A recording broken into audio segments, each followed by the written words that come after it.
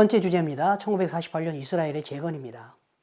이스라엘이 독립했을 때, 또는 다른 말로는 재건했을 때 이스라엘 신문에 이렇게 기사가 났습니다. 5월 14일 날 독립을 했는데요. 5월 16일 날 신문에 이스라엘이라는 나라가 태어났다. 이렇게 신문에 나왔거든요. 왜 5월 16일이냐면 5월 15일이 안식일이어서 쉬었다가 그 다음 16일에 나타나는데 이게 예루살렘 포스트지거든요. 그러나 잘 보시면 팔레스타인 포스트지예요. 오늘날 팔레스타인 사람들이 팔레스타인이 아랍인들 자기라고 생각하고 유대인을 공격을 하고 있습니다. 근데 그 당시에 1948년 그 전까지만 해도 이스라엘 사람들도 자기를 뭐라고 불러요? 팔레스타인 땅에 살고 있는 사람이라고 불러요. 그래서 신문의 이름이 유대인의 신문이지만 팔레스타인 포스트예요. 나중에 이제 독립하고 난 다음에는 예루살렘 포스트로 이름을 변경한 겁니다. 의미가 크죠. 20세기의 최고 기적이고 최대 기적입니다. 개인적으로는 하나님의 살아계심을 성경의 무엇성을 확신할 수 있는 게 바로 이스라엘의 독립에 대한 내용이다. 우리가 성경의 무엇성을 신학적으로 해석하지 않더라도 이스라엘을 보면 하나님의 살아계심을 성경이 사실임을 분명히 믿을 수가 있다. 라고 하면서 다른 사람에게 전도의 도구로 사용할 수 있으셔야 될 겁니다. 어떤 분은 이렇게 말해요. 온 나라 사람들아, 이방인들아, 이 사인을 봐라. 없어졌다는 이 이스라엘이 나라가 됐지 않았느냐. 이걸 보고 내 말이 진실이라는 걸 깨달아라. 이스라엘을 놓치면 슈퍼 사인을 놓치는 거다. 이스라엘은 슈퍼 사인이다. 이렇게 말하고 있는 겁니다. 어떤 신학자는 이렇게 말해요. 하나님께서 주도하시는 새로운 역사의 변곡점이 왔다. 그게 이스라엘의 독립이다. AD 70년 이후에 교회가 이스라엘을 외면했다. 유대민족을 향한 하나님의 섭리 역사에 주목하도록 하는 사건이다. 그래서 교회의 보편적 신학적 관행이 이제는 재고돼야 될 새로운 시대가 왔다. 성경을 담는 그릇인 이스라엘이 독립함으로 이스라엘의 중요성이 새롭게 부각되고 있는 거다. 지난 2000년 동안 교회는 영적 이스라엘로 해석했지만 상징적으로 이스라엘 해석했지만 이제는 이스라엘이 나라가 된 이상 역사상의 부활한 이스라엘의 갑작스러운 출현은 성경 해석 분야에 새로운 책을 요구하고 있다라고 윌버 스미스가 말한 것처럼 새로운 책이 이제는 나와야 된다. 생각이 달라져야 된다. 신학도 달라져야 된다. 이렇게 신학자들 스스로가 얘기하고 있는 겁니다. 한국에도 이러한 개념들이 더 활성화되고 널리 알려졌으면 좋겠습니다. 이스라엘의 재건과 관련해 성경은 뭐라고 얘기하고 있는지 아세요? 이사야 66장 7절로 8절 아래에 있는 거 한번 읽겠습니다. 시작. 시온은 진통하기 전에 해산하며 고통을 당하기 전에 남아를 낳았으니 이러한 일을 본 자가 누구이냐? 나라가 어찌 하루에 생기겠으며 민족이 어찌 한순간에 태어나겠느냐? 그러나 시온은 진통하는 즉시 그 아들을 순산하였도다. 이사야 66장 7절로 8절. 이게요, 일반적인 역사 흐름하고 달라요. 나라가 독립을 하고 재건하는데 일반적인 역사의 패턴은 이렇습니다. 먼저 진통이 있습니다. 여기 이사야 표현에 의하면 진통, 전쟁이 있습니다. 우리나라도 독립하기 1945년 8월 15일 독립하기 전에 무장투쟁도 하고 또 뭐 외교 독립운동도 하고 여러 가지 방법으로 또 실력 양성운동도 하면서 독립운동을 했거든요. 그리고 독립전쟁을 열심히 치렀습니다. 진통이 있었단 말이에요. 그리고 난 다음에 그 결과로 건국을 하게 되고 건국하고 난 다음에는 국제 무대에서 승인을 받아야 나라로 인정을 받는단 말이죠. 48년 12월 12일 날 기적적으로 유엔에서 우리가 승인받는 비하인드 스토리도 있습니다. 이 얘기는 기회가 되면 하도록 하겠고요. 이스라엘은 정반대예요. 먼저 국제적인 승인을 먼저 받습니다. 47년 11월 29일 유엔에서 그 하루에 승인을 함으로 이미 나라가 태어났다라고 봐야 돼요. 아랍과 이스라엘이 분할 독립을 하겠다라고 국제적으로 이미 승인을 하고 그 다음에 영국의 분할 통치, 그러니까 영국의 위임 통치가 끝나는 5월 14일 날 그 시점에 맞춰서 아무도 모르게 영국이 철수하는 그 시점에 건국을 선포하면서 이스라엘이 나라가 되는 겁니다. 그리고 난 다음에 곧바로 진통이 생겨서 전쟁을 하게 되는 거예요. 너무 다르죠. 그래서 이 구조를 보면 아, 하나님께서 일하시는 패턴이구나. 일반적인 패턴하고 전혀 다르게 이스라엘을 하나님이 하시는 일로 선포하고 계시는구나. 하루 만에 한순간에 이스라엘이 태어난 겁니다. 이러한 이스라엘을 보존하시고 나라가 되게 하시겠다고 하는 약속은 이미 우리가 배웠습니다. 구약에서 예레미야 31장에 이런 해와 달과 파도, 바다의 그러한 질서가 깨지지 않을진데 이스라엘 자손도 내 앞에서 끊어져 영영이 끊어지지 않고 영원히 나라가 될 것이다 라고 이미 보존에 대한 약속을 하고 있고, 신약에서도 사도 바울이 온 이스라엘이 구원을 얻을 것이다 라고 언급을 하고 있다는 거, 언약한 이스라엘의 땅과 백성을 보존하시고 회복하신 하나님을 꼭 기억하시기 바랍니다. 땅에 대해서도 시간은 많지 않지만 간단하게라도 언급을 하고 지나가기 원하는데요. 주로 지금까지 씨를 중심으로 말씀을 드렸고, 땅은 하나님이 뭐라 그러냐면 아브라함과 아브라함의 대대 후손 사이에 체결된 이 땅은 내가 영원한 언약으로 너와 아브라함과 아브라함 자손에게 준 약속이다. 그리고 그들에게 준 땅이다. 이 가나안 온 땅을 주어 영원한 기업이 되게 하시겠다. 성경은 그렇게 표현하고 있습니다. 너와 대대 후손 사이에 영원한 약속으로 영원한 기업으로 이 땅을 내가 준다. 이 말씀을 기억하셔야 됩니다. 오늘날 이스라엘 땅을 놓고 누구 땅이냐라는 그 내용이 많지만 성경적으로나 역사적으로 이스라엘 그 땅은 하나님이 이스라엘에게 주신 땅이다라는 걸 반드시 알고 가셔야 됩니다. 정치적, 외교적으로 이것을 해결하려고 하지 마시고 성경적, 역사적으로 먼저 보시기 바랍니다. 이스라엘 땅을 하나님께서는 이사야서 62장에 가면 뷸라라고 불러요. 뷸라. 뷸라는 결혼한 여인, 신부라는 뜻입니다. 이스라엘 땅을 신부 삼으심으로 결혼이라는 특별한 관계로 이스라엘 땅에 대한 하나님의 마음을 표현하는 거거든요. 그리고 하나님은 이스라엘 땅을 요엘서에서 나의 땅이다 이렇게 말해요. 나의 땅을 너네 마음대로 나누지 말라. 이스라엘 땅에 대한 하나님의 언약을 꼭 기억하시기 바랍니다. 땅에 대한 언약도 하나님은 신실하게 지키십니다. 하나님 나라의 3대 조건이 있죠. 보통 나라 하게 되면 국민, 주권, 영토거든요. 국민, 하나님의 백성 이스라엘 사람들. 주권, 하나님이 왕이시죠. 그래서 은혜 왕국이라 그랬습니다.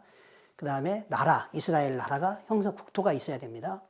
이런 땅에 대한 거, 백성에 대한 거, 그 주권자이신 하나님, 이 세 가지를 기억하셔야 되고요.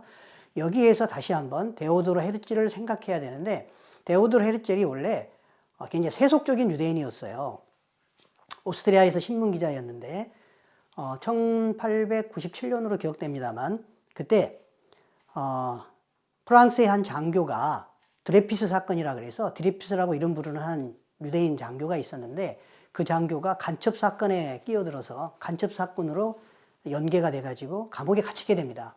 사실 그 사람이 간첩이 아니었어요. 그런데 재판관들은 너 유대인이잖아. 유대인이라는 이유 하나만으로 너가 간첩이라고 그렇게 감옥에 넣은 거예요. 여러분 잘 아시는 에밀 졸라, 그런 사람들이 이건 아니다라고 자꾸 이렇게 신문에 내고 하는 그런 사건이 있었던 그 사건입니다. 그때 이것을 취재하고 있던 신문기자였던 데오도르 헤르츠는 자기가 느낀 거예요. 아, 유대인들은 우리의 땅으로 돌아가서 나라를 세워야만 되는구나. 프랑스에서 그토록 200년, 300년 거주하면서 동화돼 보려고, 그 속에서 의사도 하고 군인도 하고 그리고 돈도 벌고 그렇게 적응해 보려고 했지만 결정적인 순간에 유대인들은 다 이렇게 핍박을 받는 상황이 되는구나. 하나님의 섭리죠. 그래서 유대 국가를 만들어야 되겠다라고 마음을 먹고 스위스 바젤에서 1차 시온주의 회의를 개최를 합니다. 유대 민족이 자신들의 땅에서 국가를 부활시킬 권리가 있다라고 선포를 하게 되고 50년 안에 이것은 이루어질 것이다 라고 얘기를 해요. 물론 그 전에 1896년에 유대국가라는 책을 썼습니다. 저도 그 책을 사서 봤는데요. 거기에 보시면 이런 문장이 있어요. 다시 한번 반복한다. 유대인들은 자신들의 국가를 갖게 될 것이다. 우리는 자유로운 사람들로서 자신의 터전에서 살아야 하며 우리 자신의 고향에서 자유롭게 죽어야 된다.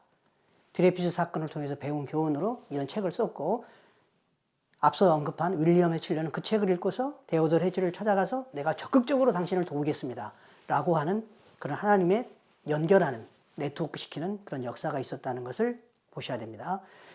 노란색 쓴 부분을 보세요. 하나님은 이 모든 것을 지켜보고 계셨다라고 저는 생각이 돼요. 50년이야 라고 말했는데 사실은 데오도르 헤르츠를 예언한 것은 아니고 제가 볼 때는 50년이라고 얘기를 했는데 하나님 그걸 들으셨고 그의 말대로 이루어 주셨다라고 저는 생각을 해요.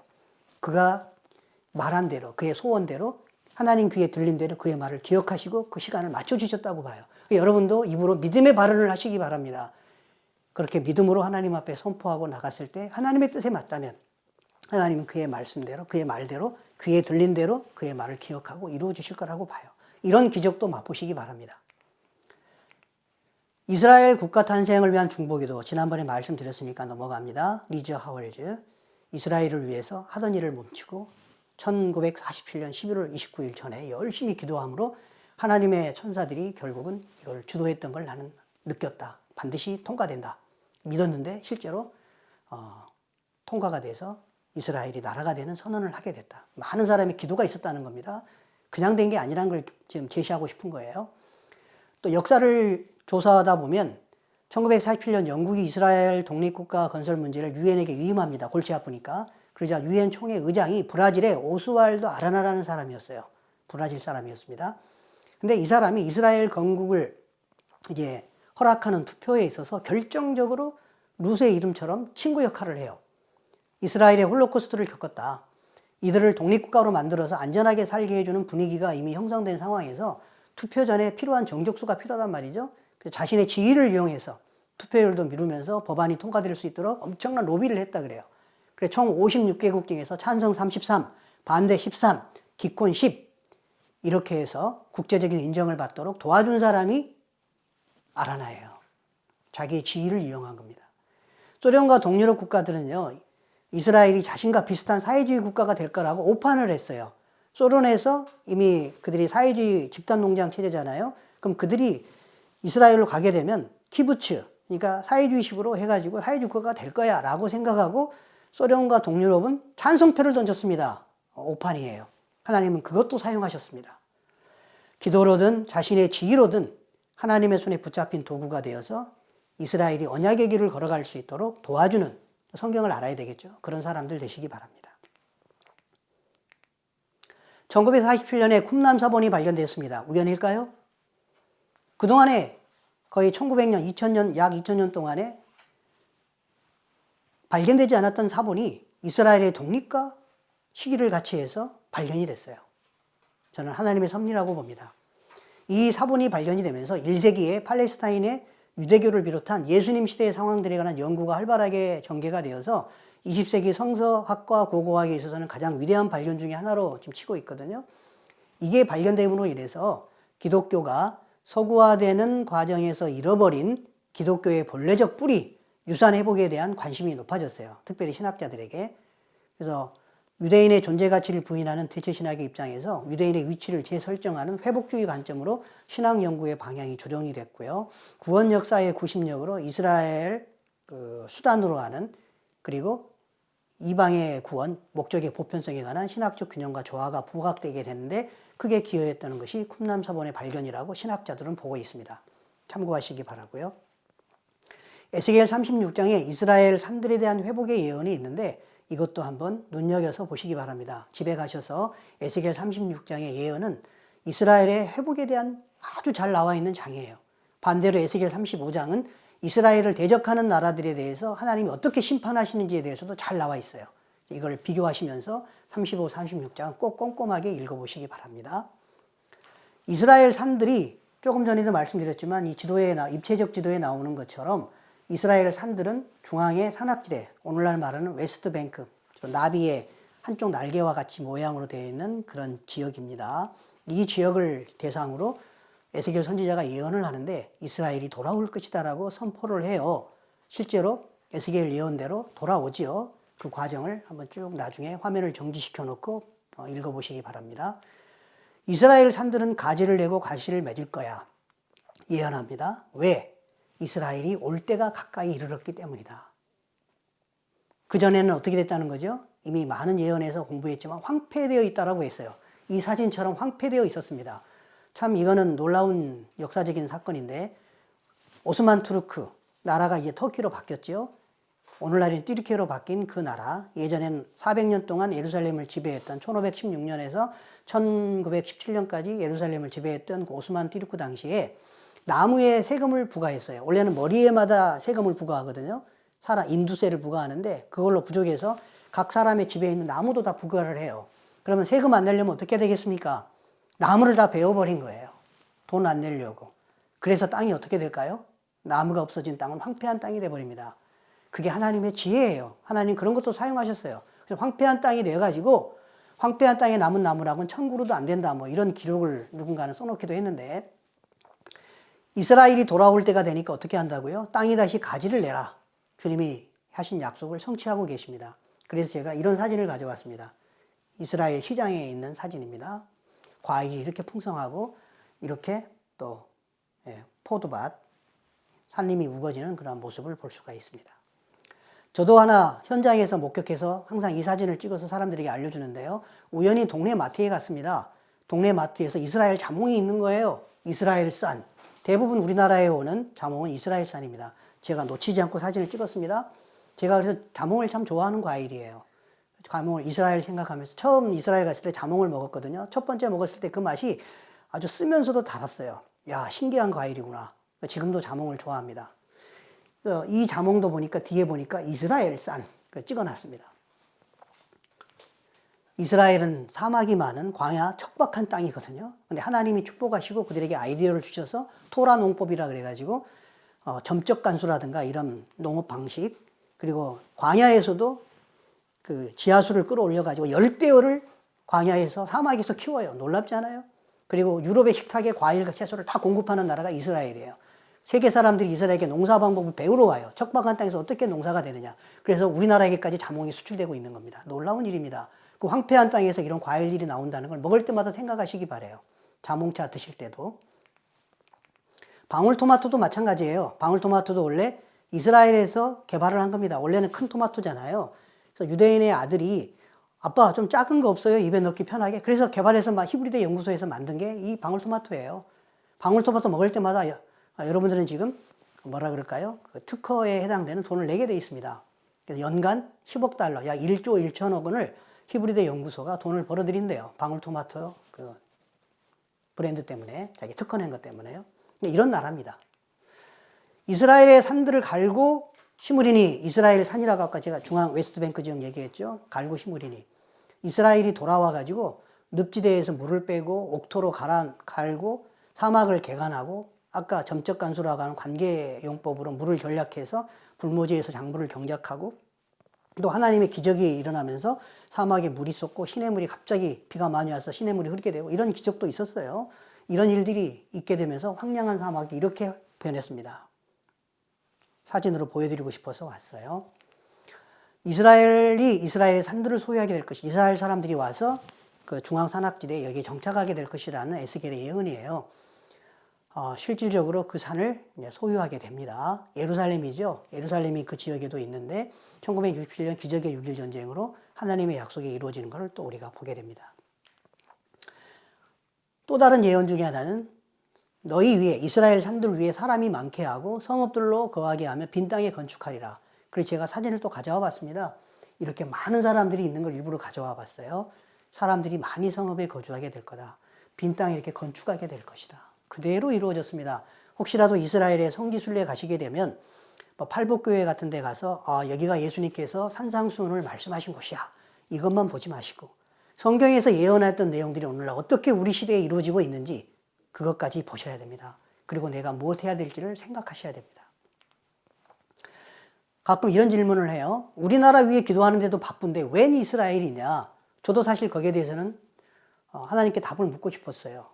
왜 우리가 이스라엘 위해서 기도해야 되나요? 이스라엘의 평안과 번영을 위해서 왜 기도해야 되나요? 하나님이 그렇게 명령하셨어요. 읽어보겠습니다. 이 성읍이 세계 열방 앞에서 나의 기쁜 이름이 될 것이며 찬송과 영광이 될 것이요. 그들은 내가 이 백성에게 베푼 모든 복을 들을 것이요. 내가 이 성읍에 베푼 모든 복과 모든 평안으로 말미암아 어떻게 한다고요? 두려워하며 떨리라. 하나님이 하셨다라고 하는 걸 알고 하나님을 두려워하고 떨게 될 거라는 거예요. 우리가 이스라엘을 위해서 기도하고 지원하는 것은 단순하게 이스라엘을 맹목적으로 하는 것이 아니라 하나님을 두려워하며 떨도록 이스라엘에게 행하신 그 일로 인해서 사람들이 하나님을 두려워하며 떨게 되도록 무릇 이를 보는 자가 그들은 여호와께 복받은 자손이라 인정하리라. 이사야 61장 9절. 이런 말씀에 근거해서 이스라엘의 형통함과 번영을 위해서 기도해야 됩니다.